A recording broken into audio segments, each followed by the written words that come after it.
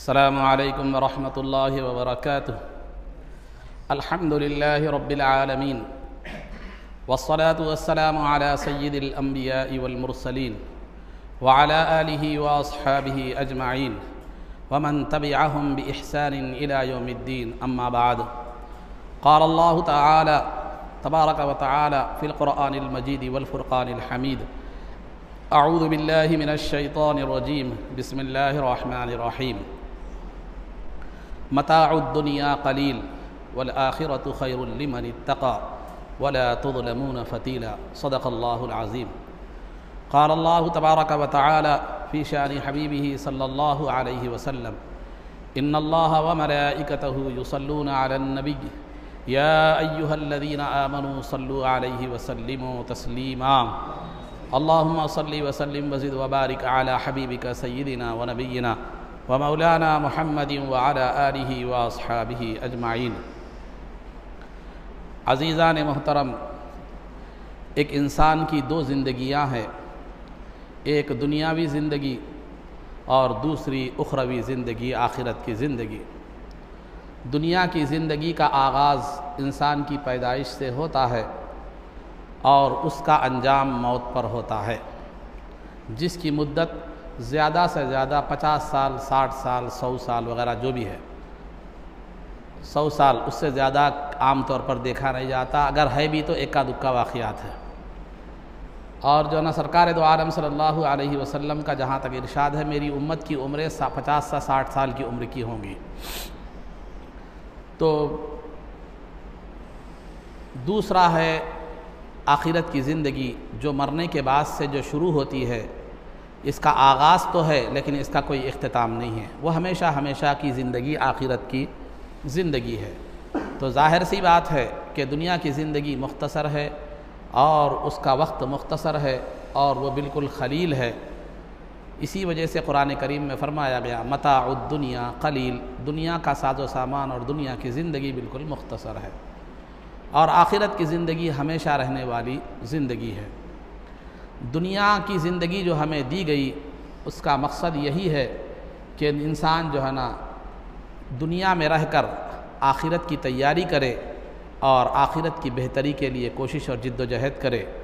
ठीक उसी तरह जिस तरह एक तालिबे इल्म को इम्तिहान से पहले तातीलात दी जाती हैं, वो इसलिए नहीं कि वो क्रिकेट खेले या खेल कूद में गुजारे या तफरी करे, बल्कि वो आने वाले इम्तिहान की क्या करे, तैयारी करे। तो जो तालिब इल्म इन तातीलात को गनीमत समझकर जो है ना इम्तिहान की तैयारी करता है, तो वो इम्तिहान हाल में जो है ना परेशान नहीं होता, वो कामयाब व कामरान होता है और तरक्की उसका मुक़द्दर होती है। लेकिन जो तालिब इल्म खेल कूद और गफलत में गुजारता है, इम्तिहान हाल में भी परेशान होता है और फिर नाकामी और फेल होना उसका मुक़द्दर बन जाता है। तो इसी तरह जो ये दुनिया की तातीलात में कोशिश करता है आखिरत के लिए और आखिरत के लिए जिद्दोजहद करता है, तो ना वो मैदान महशर में परेशान होता है और ना आखिरत की ज़िंदगी में वो नाकाम होता है। जो इस दुनिया की तातीलात को गनीमत नहीं जानता, लहू व लईब में गुजारता है, तो फिर वो मैदान महशर में भी नाकाम हो जाता है और फिर जो है ना आखिरत की ज़िंदगी में भी वो नाकाम हो जाता है और मैदान महशर में भी परेशान हाल हो जाता है। तो कामयाब हैं और अक्लमंद हैं वो लोग जो दुनिया के वक्त को गनीमत समझकर आखिरत की तैयारी करते हैं। नादान हैं और गाफिल हैं वो लोग जो दुनिया को ही सब कुछ समझ बैठते हैं और आखिरत को भुला जो है ना बैठते हैं। तो अलगर्ज़ अज़ीज़ान मोहतरम, तो हमें दुनिया की ज़िंदगी देने का मकसद खेल कूद, आना, शादी करना, बच्चे पैदा करना, खाना पीना और चले जाना ये नहीं है। ये तो दूसरी मखलूक भी करती है। अल्लाह ने इंसान को अशरफुल मखलूक़ात बनाया और उसको जो है ना मुकल्लफ़ अपनी शरीयत का मुकल्लफ़ बनाया, किसी और मखलूक को नहीं बनाया और उसको अक्ल का चराग उसे रोशन किया। क्यों? उसका एक मकसद दिया कि देख तू ये दुनिया की ज़िंदगी शरीयत के मुताबिक गुजारेगा तो तेरी आखिरत बेहतर होगी और नतीजे के तौर पर, बदले के तौर पर, जज़ा के तौर पर जो चीज़ तुझे मिलेगी वो जन्नत है। और जिसके ताल्लुक़ हमें हदीस में आया है कि माला आइनुन रअत वला उदुनुन समिअत वला ख़तर बिबाल, कि जन्नत ऐसी खूबसूरत मुकाम का नाम है जैसी खूबसूरती वाली चीज़ को आज तक किसी आँख ने न देखा, ना वैसी खूबसूरती ने के ताल्लुक़ से किसी ने सुना, ना वैसी खूबसूरती किसी के वहम गुमान में आ सकती है। तो अलगर्ज़ अज़ीज़ान मोहतरम, तो दुनिया की ज़िंदगी आखिरत की तैयारी के लिए है, गफलत के लिए, खेल कूद के लिए नहीं है।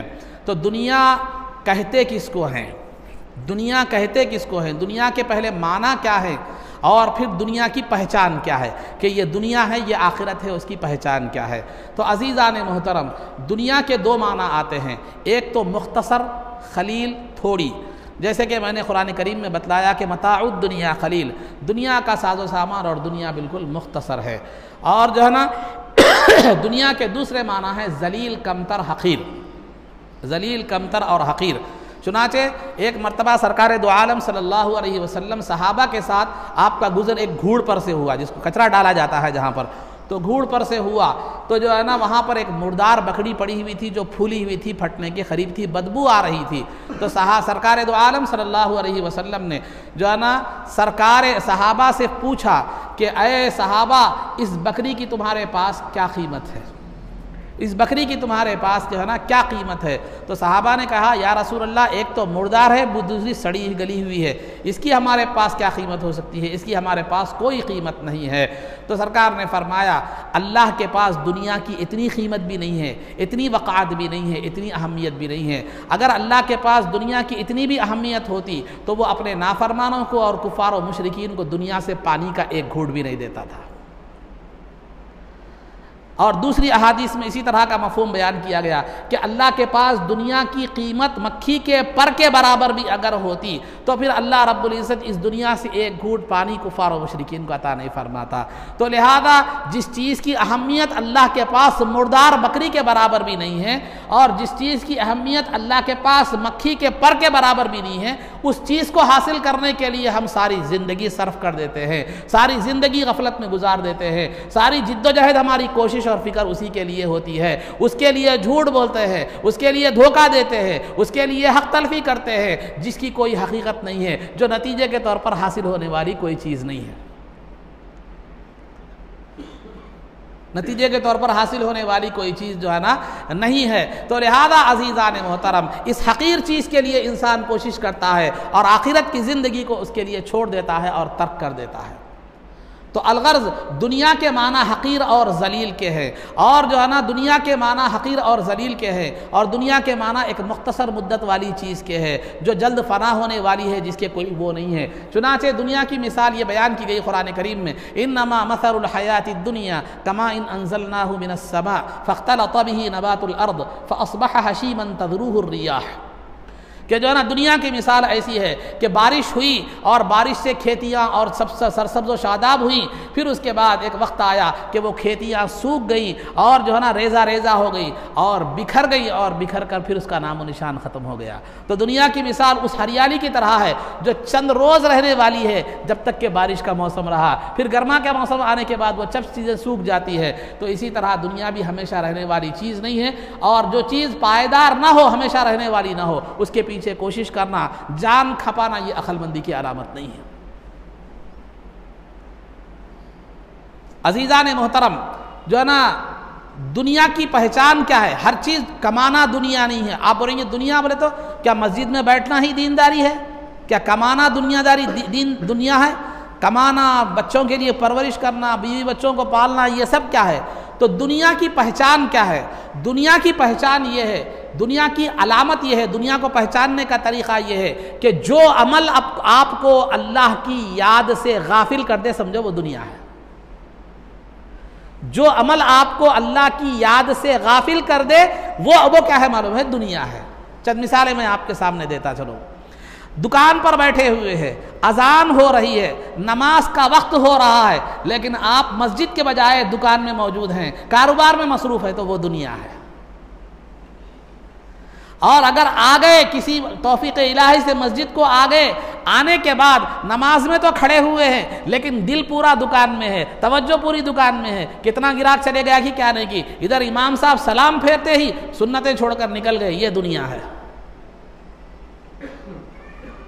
और जुमा के दिन कारोबार में इस कदर मसरूफ़ रह गए, इस कदर मसरूफ़ रह गए कि या तो खुतबे के वक्त आ रहे हैं, या नमाज खड़ी होती है जब आ रहे हैं, या नमाज खड़े होने के बाद जब आ रहे हैं, तो ये दुनिया है।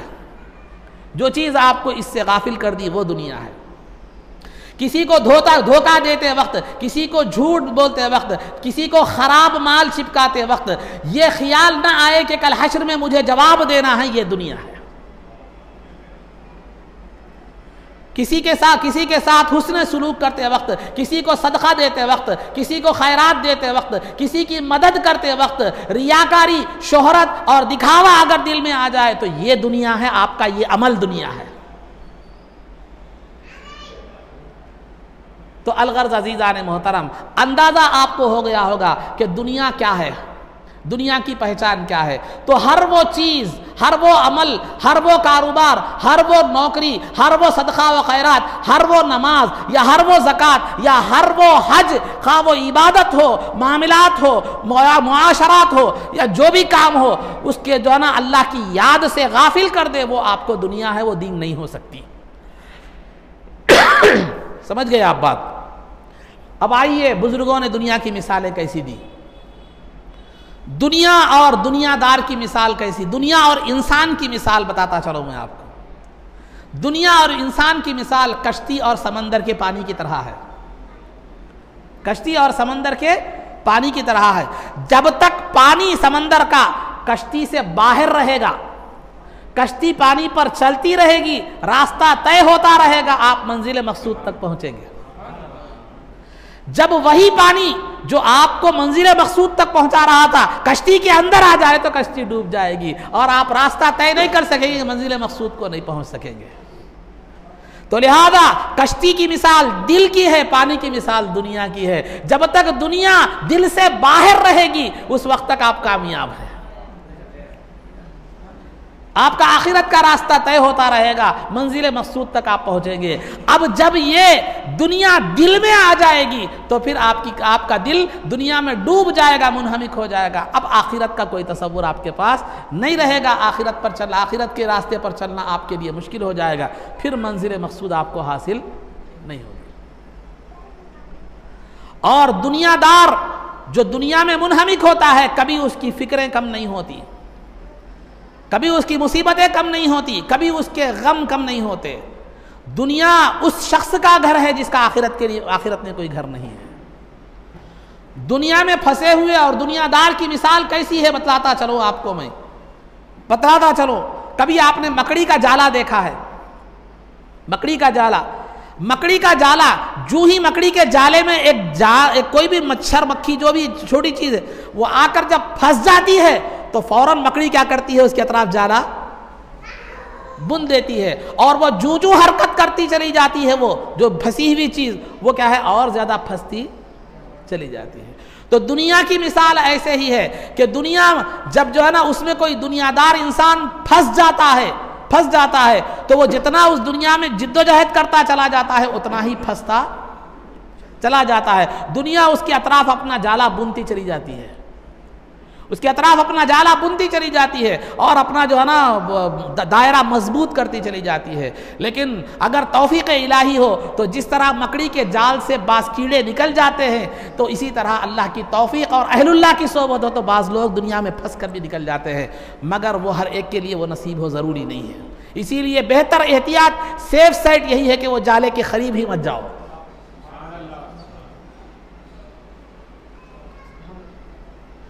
हज़रत ईसा अलैहिस्सलाम के पास दुनिया एक खूबसूरत शक्ल में आई, औरत की शक्ल में, एक खूबसूरत औरत की शक्ल में ईसा अलैहिस्सलाम के पास दुनिया में आई। जाहिर सामने का जो जाहिर था बड़ा खूबसूरत बना हुआ संवरा हुआ लिबास, बेहतरीन, हाथों में एक हाथ में मेहंदी लगी हुई थी, एक हाथ पीछे था। पीछे का जो हिस्सा था कपड़े फटे हुए थे, बिल्कुल एकदम गंदी हालत थी और पीछे का हाथ खून आलूद था, खून में डूबा हुआ था। तो ईसा अलैहिस्सलाम ने पूछा कि बता ये क्या मामला है? तो वो औरत कहती है मैं दुनिया हूं, जो मेरे हुस्न जमाल पर, हाथों की मेहंदी पर फरेफ्ता हो गया, मैं उसे कत्ल करके उसके खून से अपने हाथ को रंग लेती हूं। पीछे का जो हिस्सा है ये मेरी हकीकत है। जो मेरी हकीकत को देख लेता है पीछे की, वो कभी मेरे करीब नहीं आता। जो मेरी हकीकत को नहीं देखता वो मेरे सामने के जाहिर को, हुस्न को देखता है तो फरेफ्ता हो जाता है और मैं उसको कत्ल करके उसके खून से अपने हाथों को रंगालूद कर लेती हूँ। तो अजीज़ान मोहतरम, ये जो है ना दुनिया की हकीकत है, ये दुनिया का मामला है। दुनिया जीफतुन, दुनिया एक मुर्दार है, व तुल्लाबुहा किलाबू, और उसके तलबगार कुत्ते हैं, उसके तलबगार कुत्ते हैं।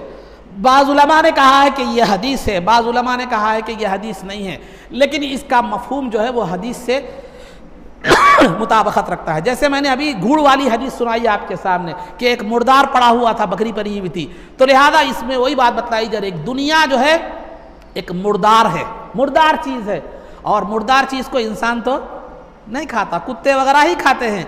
तो उसके तलबगार कौन है? उसको तलब करने वाले कुत्ते हैं। अब यहाँ हज़रत सैयदी अब्दुल्ला शाह साहब क़िबला रहमतुल्लाह अलैह इसकी तशरीह करते हुए मवाइज़ हसना में फरमाते हैं कि ये कुत्तों, इसके दुनिया मुर्दार चीज़ को तो बिल्लियाँ भी खाते हैं, सूअर भी खाते हैं, कव्वे भी खाते हैं, चील भी खाती है, गिद्ध भी खाती है, लेकिन उसके तलबगार कुत्तों को क्यों ख़ास किया गया? इस मामले में कुत्तों को क्यों ख़ास किया गया? दुनिया एक मुर्दार है, तो मुर्दार को तो बहुत से दरिंदे खाते हैं, लेकिन उसके तलबगार, उसको खाने वाले कुत्ते हैं, कुत्तों को दुनिया के साथ क्यों ख़ास किया गया? इसकी वजह बताते हुए हज़रत सैयदी अब्दुल्ला शाह साहब क़िबला रहमतुल्लाह ताला अलैह फरमाते हैं कि कव्वा भी कहा जा सकता था कि दुनिया एक मुर्दार चीज़ है, उसका तलबगार, उसको खाने वाला कव्वा है। कव्वा नहीं कहा गया, कुत्ता कहा गया है। क्यों? इसलिए कि दुनिया, कुत्ते में वो चीज़ें होती हैं जो एक दुनियादार में होती है। कुत्ते की सबसे पहली खासियत ये होती है, ये खासियत होती है कि उसे कितना बड़ा भी शिकार मिल जाए, वो अकेला खाना पसंद करता है, दूसरे कुत्ते की दखल अंदाजी पसंद नहीं करता। अगर कोई इत्तेफाक से कोई कुत्ता आता भी है तो उसको भौंक कर भगा देता है। वो शिकार इतना बड़ा हो कि 10 कुत्ते भी खा सकते हो उसे, लेकिन वो अकेला खाने की कोशिश करता है, लेकिन कभी वो दूसरे कुत्ते को शरीक नहीं करता। उसके बरखिलाफ कव्वा कोई खाने की चीज़ देखता है, छोटा रोटी का टुकड़ा ही क्यों ना हो, काए काए कहकर सब कव्वों को बुला लेता है। तो लिहाजा दुनियादार की कैफियत भी यही होती है कि कितना भी माल क्यों ना हो, वो खुद हड़प करने की कोशिश करता है, दूसरों को देना वो पसंद, अपने माल में किसी को शरीक करना वो पसंद नहीं करता। जितना भी आ जाए, जितना भी आ जाए, वो कभी उसकी हिर्स मिटती नहीं। इंसान बूढ़ा, हदीस का मफहूम है कि इंसान बूढ़ा, तिरमिज़ी की हदीस है, इंसान बूढ़ा हो जाता है लेकिन उसकी 2 ख्वाहिशें हमेशा जवान होती हैं। एक जो है माल की ख्वाहिश और दूसरी उम्र की ख्वाहिश। 100 साल भी उम्र हो जाए, एक पैर खबर में पैर लटके हुए हैं, सिर्फ इज़राइल अलैहिस्सलाम का इंतजार है। वैसे आदमी को भी पूछो, क्या हज़रत कुछ दिन रहना चाहते ना जाना चाहते? वो तो तेरे मुंह पे मट्ठी पड़ो, जाने की बात कर रहा मेरे। मौत की दुआ करोगे हज़रत, अल्लाह मौत दे दे तो अच्छा है, मौत दे दे तो अच्छा है, बहुत डरता। फिर क्या दुआ करो इमाम साहब से मौत की? तो फिर उसके बाद रिप्ले आप देख सकते हैं। तो वो मौत की तमन्ना करना ज़बानी रहती है, लेकिन ख्वाहिश दिल में क्या है, उम्र की होती है। सरकार दो आलम सल्लल्लाहु अलैहि वसल्लम ने फरमाया, तिरमिज़ी की हदीस है कि अगर इब्ने आदम को 2 पहाड़ अगर सोने के दिए जाए तो फिर वो तीसरे की तमन्ना करेगा। तो अलगर अज़ीज़ान मोहतरम, तो कुत्ते में एक चीज़ ये होती है कि वो जितना भी बड़ा शिकार पाले, मुर्दार पाले, वो कभी दूसरे को शरीक करना पसंद नहीं करता। दुनियादार में भी यही सिफत होती है। और दूसरी बात, कुत्ता खुद अपने भाई को भी खा जाता है। कुत्ता मरे हुए कुत्ते को खा लेता है, दूसरे मरे हुए कुत्ते को कुत्ता खा लेता है, लेकिन कौवा नहीं खाता दूसरे कौवे को। कौवा दूसरे कौवे को नहीं खाता, कुत्ता दूसरे कुत्ते मरे हुए कुत्ते को खा लेता है। तो दुनियादार भी अपने भाई का माल खा लेता है, उसको लूट लेता है, उसकी जो है ना हक तलफी कर लेता है। इसी वजह से कुत्ते का मिजाज दुनियादार में होता है। और तीसरी बात, कुत्ता जो है ना, अगर कोई शिकार पाए, जितना खाता है, लेकिन दिन रात वहीं पर पड़ा रहता है, शिकार से हटता नहीं, वहां से जाता नहीं, उस किसी को करीब आने नहीं देता। कौवा जब पेट भर गया तो वो वापस चला जाता है।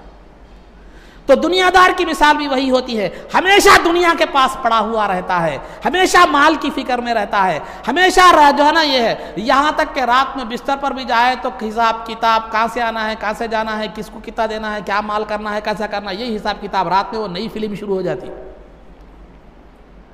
दुकान खुली रह सकत अलग फिल्म, दुकान बंद होने के बाद अलग फिल्म। कल फला आदमी जो है ना गाड़ी बनाने इंजन खुलाने आ तो बोल रहा उसको कैसा डालना टोपी, उसको कैसा कमाना, उसमें कैसा ये करना, समझे, उसके जो है ना कैसे कैसे उसको किस तरीके से उसको क्या करना मालूम है, टोपी पहनाना। हर कोई वैसे रहते। आप हमेशा मेरी एक बात याद रखिए, मेरी उन्हीं लोगों के ताल्लुक से मेरी ये बातें होती हैं जो वो उस दायरे में आते हैं। हर कोई इससे मुराद नहीं, हर कोई इससे मुराद जो है ना नहीं है। तो अलगर्ज अजीज़ान मोहतरम, तो वो दुनिया हमेशा दुनियादार, जिस तरह कुत्ता मुर्दार के पास पड़ा हुआ आता है, दुनियादार हमेशा दुनिया की फिक्र में ही रहता है, लेकिन कव्वा नहीं होता, खा लिया पेट भर गया चले जाता है। और चौथी चीज जो है, कव्वा अपने भाई की मौत से इबरत हासिल करता है, कुत्ता हासिल नहीं करता। अगर कहीं कुत्ता मर जाता है तो वहां कोई कुत्ते जमा होकर गम नहीं मनाते, मगर कव्वा जो है, अगर कोई कव्वा मर जाता है तो पूरे कव्वे जो है ना जमा हो जाते हैं और फिर दोबारा उस मुकाम के पास एहतियात करते हैं आने में। ये कव्वों की फिक्र ये है। अगर आपको आजमाना है, अगर आपको कव्वे सता रहे हैं तो कोई मुर्दार कव्वे को लटका दीजिए, फिर वहां दूसरे कव्वे नहीं आते।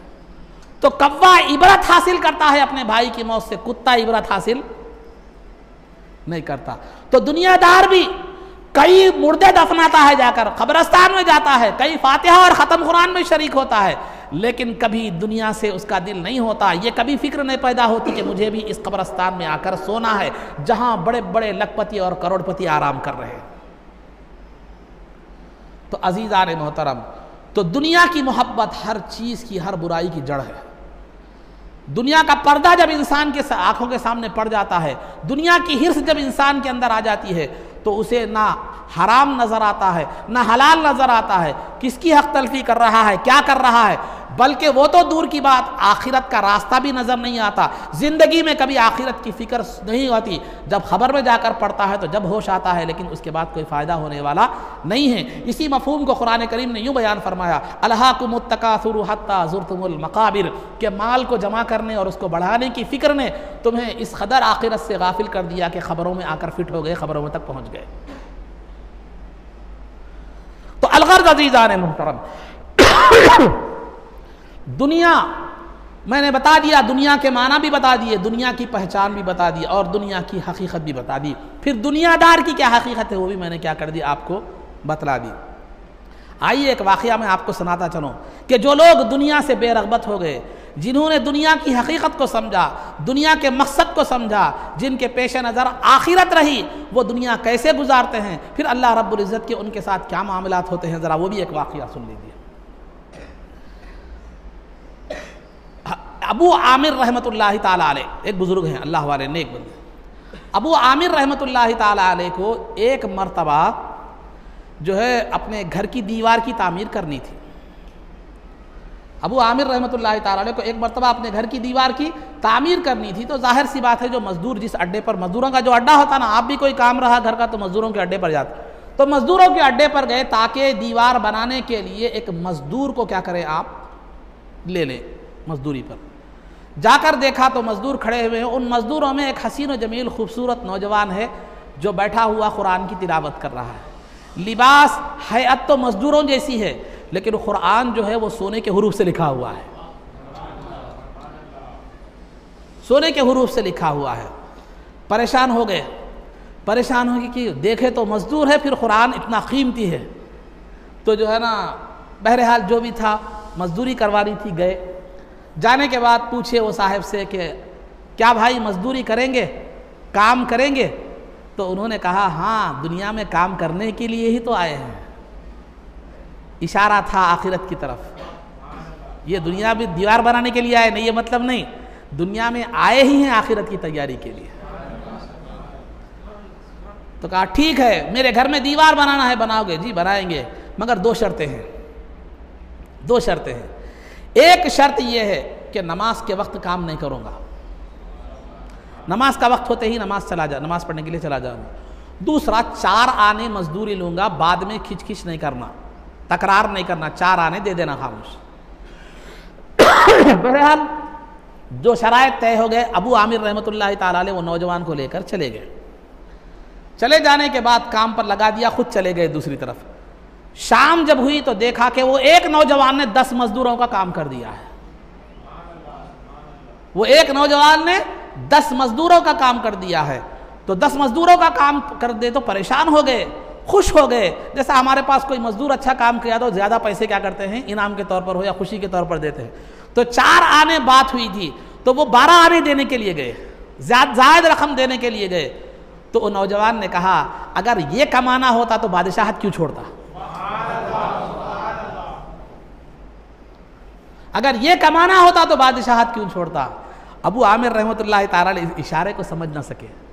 बहरहाल सुन लिए, बहुत सी बातें हम सुनते हैं मगर समझ में नहीं आती, नहीं समझते या तवज्जो नहीं देते उस तरफ। चले गया वो नौजवान। फिर दूसरे दिन अबू आमिर रहमतुल्लाह, दीवार का काम अभी नामुकम्मल था, दूसरे दिन अबू आमिर रहमतुल्लाह ताला अलैह फिर उसी मजदूर को तलाश करने के लिए गए। तो मजदूरों के अड्डे पर जब गए तो मजदूरों ने कहा वो नौजवान हफ्ते में 1 दिन काम करता है, बाकी 6 दिन इबादत इलाही में मसरूफ रहता है।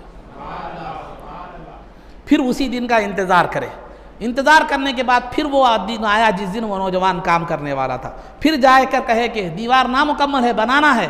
तो कहा वही 2 शर्तें, नमाज के वक्त में नमाज पढ़ूंगा, फिर 4 आने मजदूरी दूंगा।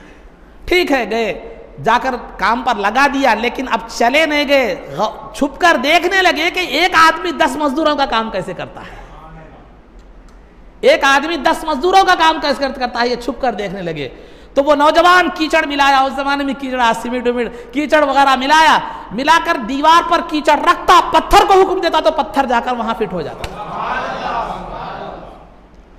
पत्थर अपने मुकाम पर जाकर पायवस्त हो जाता था। इस तरह शाम तक फिर 10 मजदूरों का काम किया। वो नौजवान चला गया। उस दिन मालूम था अबू आमिर रहमतुल्लाह अलैह को हफ्ते में 1 दिन नौजवान आने वाला है। फिर तीसरे हफ्ते को गए तो नौजवान नजर नहीं आया। तो मजदूरों से पूछा कि कहाँ गया वो नौजवान।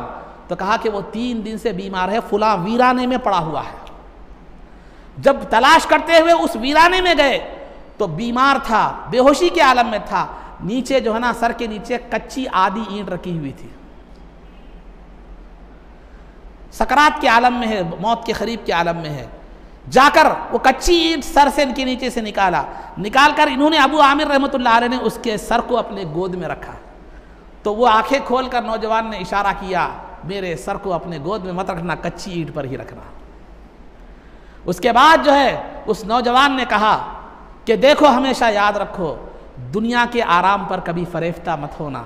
ये दुनिया आराम करने की जगह नहीं है, ये दुनिया आखिरत की जगह है, आखिरत की तैयारी और उसकी जिद्दोजहद के लिए है। ये आराम का मुकाम नहीं है। और जब भी तुम खबरस्तान में जाओ, जब भी तुम खबरस्तान में जाओ तो ये सोचना कि कल मुझे यहाँ पर मुझे भी आना है।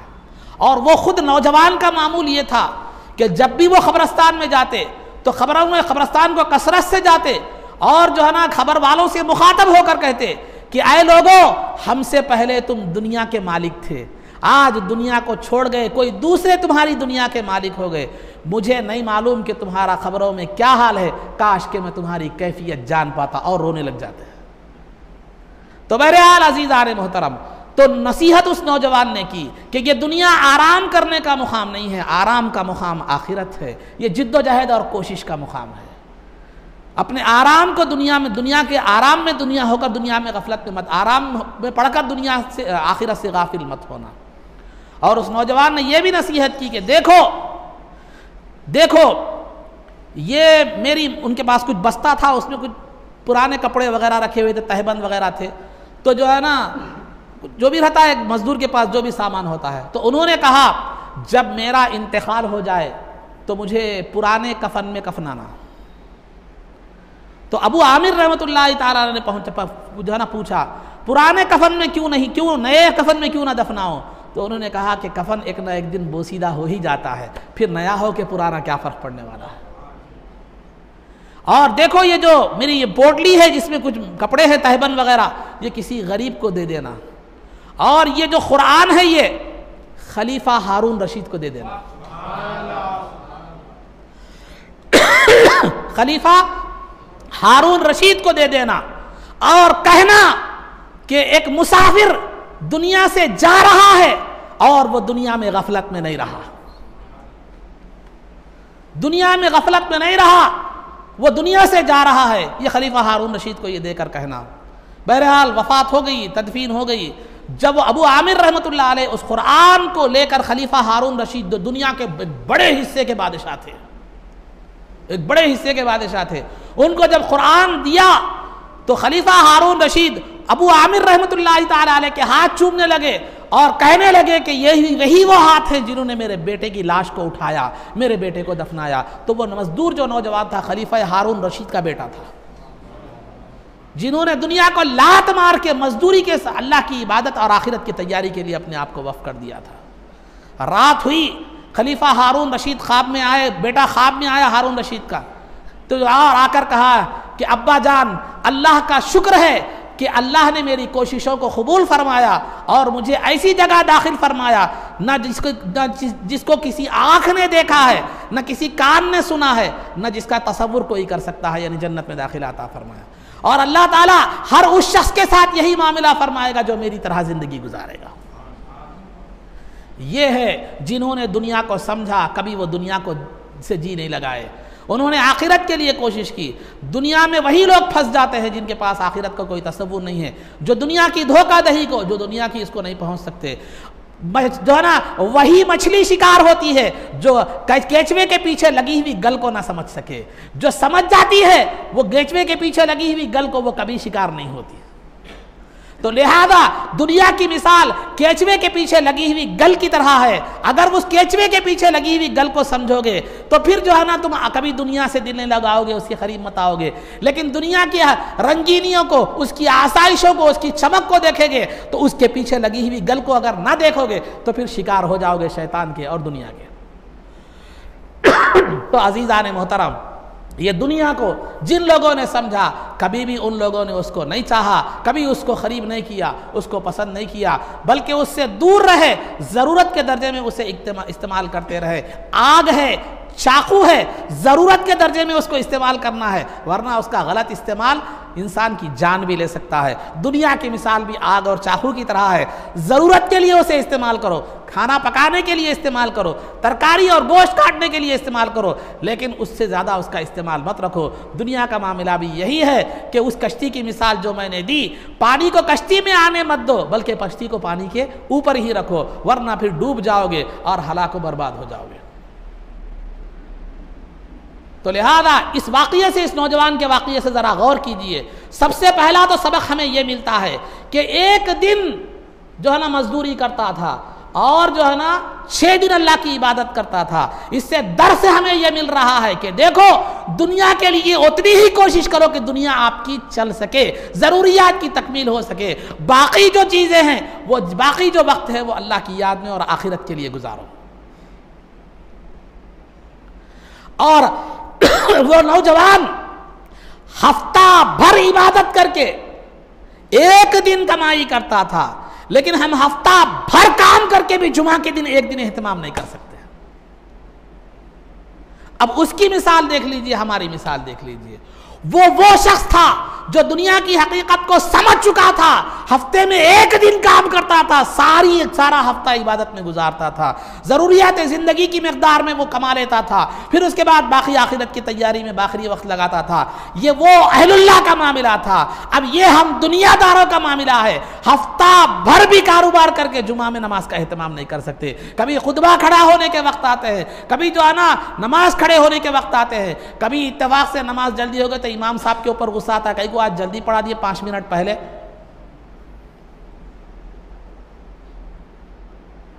आना तो पहले चाहिए था तुझे।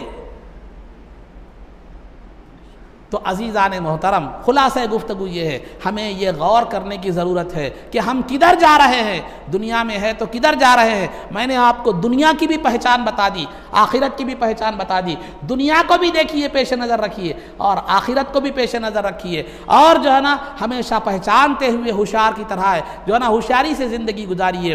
कारोबार जो है ना आखिरत का मतलब ये नहीं है कि आप कारोबार भी करें तो हलाल तरीके से करें, नौकरी भी करें तो अपनी ज़िम्मेदारी को समझें और ईमानदारी से करें, और इबादत भी करें तो अल्लाह और उसके रसूल की रज़ा के लिए करें, सदका व खैरात भी करें तो अल्लाह और उसके रसूल को राज़ी करने के लिए करें। आपका हर अमल और आपकी हर कोशिश, आपकी हर जो है दुनियादारी, जो भी हो मामलात हैं, वो क्या करें मालूम है, अल्लाह और उसके रसूल के लिए करें।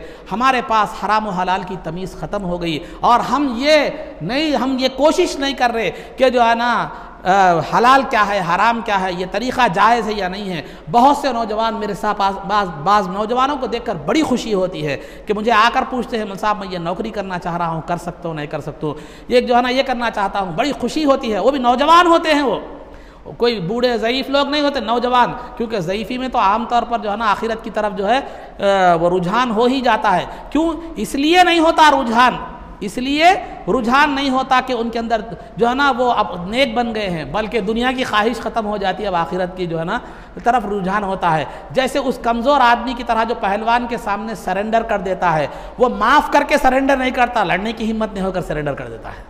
तो आखिरत में, बुढ़ापे में आखिरत की तरफ जाना ये कमाल की बात नहीं है, क्योंकि नफ्स की ख्वाहिशें ख़त्म हो जाती है, दुनिया की ख्वाहिशें ख़त्म हो जाती है, जिस्म जवाब दे देता है, ताकतें जवाब दे देती है, अब ख़बर की याद आती रहती है। वैसे वक्त में अगर आखिरत की तरफ जाना ये कोई कमाल की बात नहीं है। कमाल तो ये है कि जवानी हो, ताकत हो, नफ्स भी साथ हो, शैतान भी साथ हो, उसके साथ साथ रहमान की तरफ अगर तवज्जो हो, ये कामयाब ज़िंदगी है और यही हकीकत में मुजाहदा है। यकीन महकम अमल पैहम मोहब्बत फ़ातिह आलम, जिहाद ज़िंदगानी में है ये मर्दों की शमशीरें। अल्लाह की ज़ात पर कामिल यकीन और इस्तिकामत के साथ, मजबूती के साथ और जो है ना पाबंदी के साथ नेकियां और आमाल सालिहा करते रहना और सरकार दो आलम सल्लल्लाहु अलैहि वसल्लम की मोहब्बत से अपने सीने को सजाए रखना, ये ऐसी 3 शमशीरें हैं जो जिहाद ज़िंदगानी में, जिसमें हमारा दुश्मन शैतान और नफ्स होता है, उसमें कामयाबी की ज़मानत है। तो हमें चाहिए कि हम दुनिया में रह रहे हैं तो ये समझें कि हम दुनिया का नहीं है। मिसाल के तौर पर मैं आपको एक मिसाल देता चलो, आप किसी मुकाम पर किसी कंपनी में नौकरी कर रहे हैं, आपकी कंपनी किसी काम के लिए आपको आउट ऑफ भेज दी, सऊदी भेजी, अमेरिका भेजी, कोई भी भेजी समझो, तो आपके पेशे नज़र क्या होता है? वहाँ जाके तफरी करते हुए, वहाँ पर जाकर जो है ना ये करते हुए नहीं फिरते। पहले आप कंपनी जिस मकसद के लिए भेजी है वो काम करते हैं, उसके बाद वक्त बच जाए तो तफरी करते हैं या वहाँ शॉपिंग करते हैं, जो भी करते हैं। लेकिन मकसद जब तक होता है, जब तक आप वहाँ रहते हैं, तो आपका मकसद, कंपनी जिस चीज़ के लिए भेजी है वो पूरा करना आपका जो है ना मकसद होता है। तो लिहाजा दुनिया में अल्लाह ने भेजा है तो मकसद को पेश नज़र रखिए। मकसद की तकमील करते हुए दुनिया की जायज़ तफरीहात, जायज़ जो है ना इंटरटेनमेंट या जायज़ जो है ना चीज़ें आप क्या कर सकते हैं, अपनाए, तो शरीयत आपको भी मना नहीं करती। मगर पहले मकसद कीजिए, मकसद को छोड़कर दीगर चीज़ों में जो गैर ज़रूरी चीज़ें हैं उनमें जाना, यह ना अक्लमंदी की दलील है, ना दुनिया के एतबार से कोई अच्छी चीज़ है, ना शरीयत के एतबार से जो है ना कोई अच्छी चीज़ समझी जाएगी। अलगर्ज़ जो है ना अज़ीज़ान मोहतरम, समझें वक्त है, अल्लाह मुझे भी तौफीक दे और आपको भी तौफीक दे कि हम समझें कि दुनिया क्या है, आखिरत क्या है, हमारा मकसद क्या है, फिर हमें आखिरत की तैयारी कैसी करनी है। आपको उसके लिए रोज़ाना 100 रकात नफिल नमाज़ पढ़ने की ज़रूरत नहीं है, 100 रकात नफिल नमाज़ पढ़ने की ज़रूरत नहीं है। साल में 6 महीने रोज़े रहने की आपको ज़रूरत नहीं है। हर चीज़ फ़राइज़ है, नमाज की पाबंदी, वक्त आ गया नमाज की पाबंदी कर लीजिए, रमज़ान आ गया रोज़े रख लीजिए, और जो है ना हज, ज़िंदगी में अल्लाह इस्तिताअत दिया तो हज कीजिए, वरना आपको ज़रूरी भी नहीं है। ज़कात अल्लाह माल दिया तो कीजिए, वरना नहीं कीजिए। और जो है ना, और दूसरी बात, जो कारोबार है वो जायज़ तरीक़े से कीजिए। नहीं मौलवी साहब ईमानदारी से करे तो दुनिया जीने नहीं देती, बोले तो अरे जीनाने वाली दुनिया नहीं है रे, खुदा है। ये आमतौर पर बोलते हैं मौलवी साहब ईमानदारी से करे तो दुनिया, तुम बहुत बोल रहे हैं ईमानदारी से करो, ईमानदारी से करो, ईमानदारी से करो तो दुनिया जीने नहीं देती। अरे जिलाने वाली दुनिया नहीं है, ये तो एक सबब है, ज़रिया है। रिस्क देने वाली ज़ात अल्लाह की है और अल्लाह का वादा है, वमन यतवक्कल अलल्लाहि फहुव हस्बुहु व यरज़ुक़हु मिन हैसु ला यहतसिब, कि जो अल्लाह की ज़ात पर भरोसा करता है तो उसकी दुनिया के हर मामले के लिए अल्लाह काफ़ी हो जाता है और उसको ऐसे मुकाम से रिस्क देता है जहाँ से वो पैसे आने का वहम गुमान भी नहीं रखता। तो अजीज़ान मोहतरम, ये शैतानी वसवसा है जो डालता ना। शैतान क्या है, गलत रास्ते पर जा रहा तो भी आपको दलील दे के भेजता, गुटखा खिला रहा तो भी दलील दे के भेजता, नहीं मुझसाहब खाए तो दिमाग काम अच्छा करता कहते। तो दुनिया में गुटखा नहीं खाने वालों का काम नहीं होता, दिमाग काम नहीं करता। बहुत से लोग हैं, अब यहाँ पर रहने वालों में भी कई लोग ऐसे हैं जो नहीं खाते गुटखा, तो वो जिंदगी नहीं चल रही, उनका काम नहीं हो रहा, उनका दिमाग काम नहीं कर रहा। ये शैतान ने इस तरह का जहन डाल दिया है और जहन के हिसाब से इंसान का मामला होता है। साहब 2 घूंट रात में पी के सो गए तो सुबह की पूरी थकावट निकल जाती है, सुबह से करे तो। क्योंकि ऐसे मजदूर भी नहीं है जो दिन तमाम मेहनत करके जो है ना रात में आराम से बगैर गिरे फाटल पिए के सो रहे। गिरे फाटल पर समझ रहे ना आप लोग, समझदार है, समझ जाते। तो बहरहाल अजीज़ान मोहतरम, तो सुकून के लिए गिरे फाटल की ज़रूरत नहीं है। मेहनत करे तो खुद ब खुद नींद आ जाती है, मेहनत करे तो खुद ब खुद क्या हो जाती है, नींद आ जाती है। तो ये जो बना लिए ना, ये जो कायदे जो बोल सकते हैं, कायदे शैतानी कायदे जिसको बोल सकते हैं, ये आपको शैतान इस तरह के कायदे जहन में डालता है ताकि जो है ना आपको क्या कर सके, सिरात मुस्तकीम से, आखिरत से क्या कर सके, आपको जो है ना दूर कर सके। हाँ ज़रूर थोड़े दिन परेशानी होगी, वो भी, उसमें भी आपकी आजमाइश होती है, लेकिन आप इस्तिकामत पर रहिए। जो परवरदिगार पत्थर के कीड़े को पत्थर के अंदर रिस्क दे सकता है, तो एक जिद्दोजहद करने वाली अशरफुल मखलूक़ात उम्मत मोहम्मदिया के फ़र्द को क्यों महरूम करेगा। हाँ, कभी मुसीबत और आती है तो वो आपके लिए राहत का सबब बनती है, उसमें कोई ना कोई मसलिहत होती है। एक माँ बेटे को जो है ना किसी चीज़ के खाने पर सज़ा भी देती है तो इसी वजह से देती है, वो उसकी सेहत के लिए नुकसानदेह है। वो तो 70 माओं से ज़्यादा मोहब्बत रखने वाला है, वो आपको क्यों बुराई में मुब्तला करेगा, वो आपको क्यों नुकसान पहुँचाएगा। आपको किसी चीज़ से दौलत नहीं भी देता तो इसलिए नहीं देता कि कहीं आने के बाद आप दुनिया से आखिरत से गाफिल होकर ऐश परस्ती का शिकार ना हो जाए। अगर खुदा, मैं बात बताता हूँ, अगर किसी को अल्लाह रब्बुल इज़्ज़त करोड़पति बना दे लेकिन सेहत न दे तो कोई फ़ायदा नहीं वो करोड़पति का। लेकिन एक मजदूर है, वो दाल रोटी खाता है, पैसा नहीं है, ज़रूरत के मुताबिक है, लेकिन अल्लाह सेहत दे रहा, ना शुगर है, ना बीपी है, ना कुछ है, ना क्या है, उससे बेहतर ज़िंदगी क्या है। याद रखिए, दुनिया में 2 चीज़ें ऐसी हैं जिसकी कोई कीमत ही नहीं है, एक ईमान है, दूसरा सेहत है। ये 2 चीज़ें अगर किसी को मिल जाए तो वो अल्लाह ताला से फ़कीरी का शिकवा करता है तो वो नाशुक्रा है।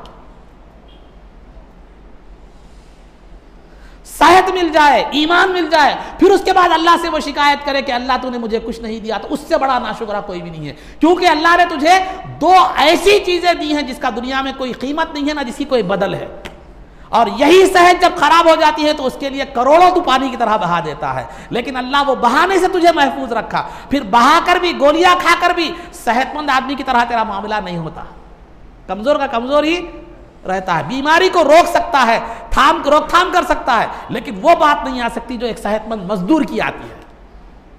हमें यह फिक्र पैदा करने की जरूरत है, यह सोच पैदा करने की जरूरत है। बगैर सोचे समझे कि हम अल्लाह की बारगाह में शिकवा करने लगते हैं, उससे शिकायत करने लगते हैं, लेकिन कभी भी एक अच्छा मुस्बत पहलू की तरफ हमें सोचने की ज़रूरत है अल्लाह के हवाले से।